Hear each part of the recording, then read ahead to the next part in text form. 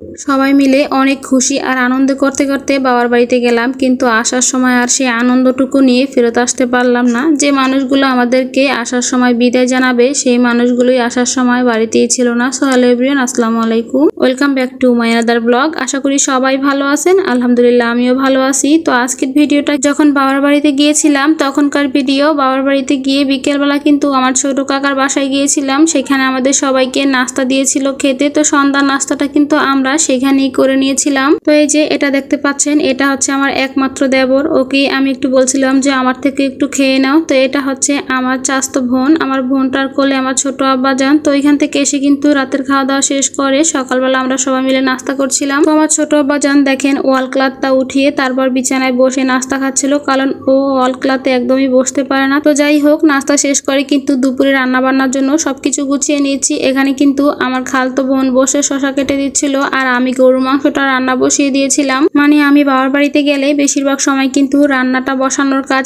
আমাকেই করতে দেয়, কারণ আমার বাবার বাড়িতে সবাই আমার হাতের রান্না অনেক বেশি পছন্দ করে তাই। আর এছাড়া আমার ভাইয়ের বউ বাসায় ছিল না, মেডিকেলে ছিল। আগের ভিডিওতে তো অবশ্যই বললাম। আমার আম্মু কিছুক্ষণ আগেই আসছিল। তো আমার খালাতো বোন আর আমি আমার আম্মুর কাজে হেল্প করছিলাম, রান্না বান্নার কাজে। আর আজকের গরুর মাংসটা কিন্তু আমি কষিয়ে বসিয়ে দিলাম আর সমস্ত মশলাগুলো কিন্তু শিলপাটায় বেটে তারপর রান্না বসিয়েছিলাম। এদিকে পোলাও রান্না করা হয়ে গেছে, আমি একটু বেরেস্তা দিয়েছিলাম, সাথে কিন্তু রোস্ট পোলাও সবকিছুই রান্না করা হয়েছিল, মাছ সবকিছু কিন্তু আমি ওগুলো ভিডিও করিনি একদমই। তো রান্না শেষ করে যখন আমরা খেতে বসলাম, আমার আব্বু আমাদের জন্য দই আনতে যাচ্ছিল, যেহেতু আমাদের ভোলার বিখ্যাত খাবার দই, মেহমানদারিতে দই থাকবেই। সেটা আনতে গিয়ে আমার আব্বু হঠাৎ করে কার অ্যাক্সিডেন্ট করেছে, হাতে অনেকটা পরিমাণ ব্যথা পেয়েছে, মানে হাত ভেঙে গেছে 3 জায়গা দিয়ে। আর আমাদের সাথে কিন্তু আমার আব্বুর একটা ফ্রেন্ডও ছিল। তো যাই হোক, অ্যাক্সিডেন্ট হওয়ার সাথে সাথে কিন্তু আমার আব্বুকে ভোলা মেডিকেল নেওয়া হয়েছিল। ওইখান থেকে আমার আব্বুকে ঢাকা নেওয়া যাওয়ার কথা বলেছিল। তো সকালবেলা আমার আব্বুকে ঢাকা পাঠিয়ে দিয়ে, মানে আমার আব্বু, আমার মেজো ভাই, আম্মু ওনাদেরকে ঢাকা পাঠিয়ে দিয়ে আমরা বরিশালের উদ্দেশ্যে রওনা দিয়ে চলে আসলাম। বাবার বাড়িতে যাওয়ার সময় কত আনন্দ নিয়ে আনন্দ করতে করতে আমরা গেলাম, কিন্তু আসার সময় সে আনন্দটুকু মনে নিয়ে আসতে পারলাম না, কান্না করতে করতে আসতে হয়েছিল।